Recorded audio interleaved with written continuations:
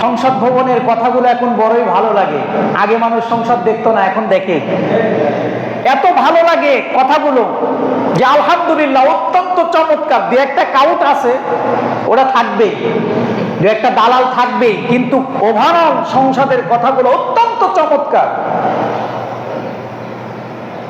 বিশেষ করে আজকে সরকার দলীয় এমপিরা পর্যন্ত স্বীকার করতে বাধ্য হয়েছে বিরোধী দলীয় নেতার কথাগুলো অত্যন্ত সফট, চমৎকার, সুন্দর। এবং তিনি বলেছেন যে আমরা কাদা ছোড়াছুরির এই রাজনীতি বন্ধ করি, আমরা জনগণের কল্যাণে আসি। এই হাউসে যা কিছু বলবো এটা মানুষ যাতে আমাদের কথাগুলোকে রিসপেক্ট করে, আমাদের দাম দেয়, আমরা কারোর ব্যক্তিগত বিষয়, পার্সোনালিটি বিষয় নিয়ে আক্রমণ না করি, আমরা স্বচ্ছ থাকি। কারণ জনগণ তাদের নিজের ভোট দিয়ে আমাদেরকে সংসদে পাঠিয়েছে।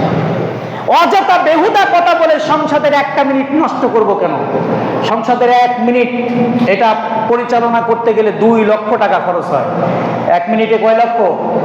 2 লক্ষ টাকা পার্লামেন্ট চালাইতে খরচ হয়, প্রতি মিনিটে 2 লক্ষ টাকা। এটা কার টাকা? আমার জনগণের টাকা। এই জন্য জনগণের কল্যাণে যে কথাগুলো বললে জনগণের কল্যাণে আসবে, আসুন আমরা সেই কথাগুলো বলি। আলহামদুলিল্লাহ সবাই বুঝতে সক্ষম হচ্ছে ধীরে ধীরে।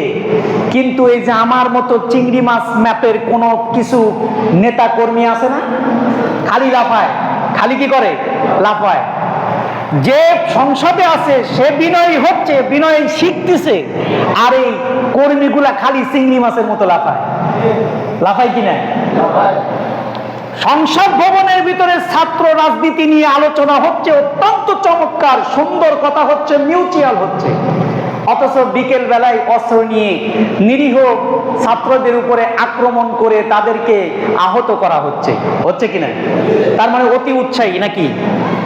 হয় ধরে নেব নেতা বিনয়ী হচ্ছে, আর না হলে মনে করব পার্লামেন্টের ভিতরে নেতা খুব বিনয়ী, কিন্তু বাইরে এসে তার কর্মী বাহিনীকে নিরীহ মানুষের উপরে লেলিয়ে দিচ্ছে।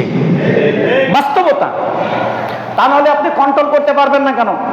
আজকে এই আসনের এমপি যদি ঘোষণা দেন এই সাভার আশুলিয়াতে একটা কোনো দুর্নীতি কোথাও হতে পারবে না, কারো বাবার ক্ষমতা আছে?